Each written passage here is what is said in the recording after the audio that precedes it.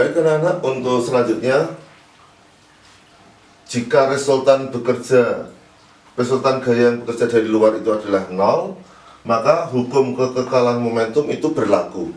Ya, bagaimana Pak hukum kekekalan momentum itu berlaku? Di situ dikatakan adalah P awal, P itu adalah momentum. Momentum awal itu sama dengan momentum akhir. Tadi dikatakan momentum itu P sama dengan M kali V. Maka di sini kalau ada dua benda misalkan saling bertumbukan, ya, maka jika kondisinya ideal, maka M1V1 benda yang pertama, momentum benda pertama, tambah M2V2 itu sama dengan M1V1 aksen tambah M2V2 aksen.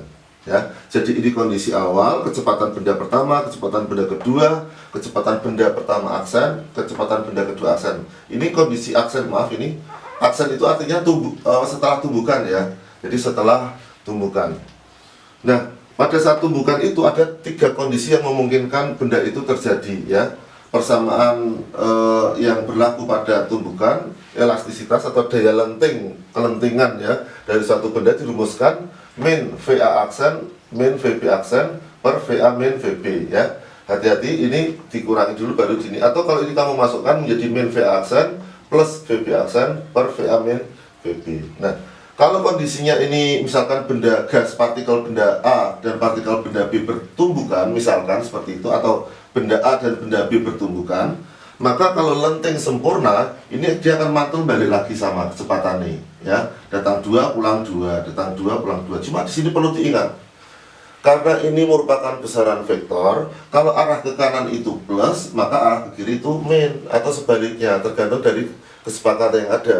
Umumnya ke kanan plus, ke kiri min. Jadi arah dari gerakan benda ini perlu Anda cermati.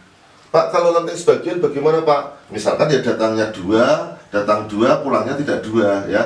Misalkan sini datang 2, pulangnya 1,5. Kecepatannya misalkan, ya, 2 meter per sekon, balik lagi ke sini 1,5 meter per sekon, misalkan seperti itu. Jadi tidak seperti kecepatan pada saat dia datang. Pak, kalau tidak lenting sama sekali itu maksudnya bagaimana? Maksudnya begini. Contoh, ini bendanya sama benda B bertumbukan. Nanti salah satunya nempel, keduanya nempel terus bergerak ke kanan atau ke kiri, tergantung kondisi yang ada. Contoh, di sini ada mobil, sini ada misalkan tempat sampah. Mobil menabrak tempat sampah. Maka setelah tumbukan kemudian mereka bergerak, akhirnya berhenti, misalkan seperti itu, ya.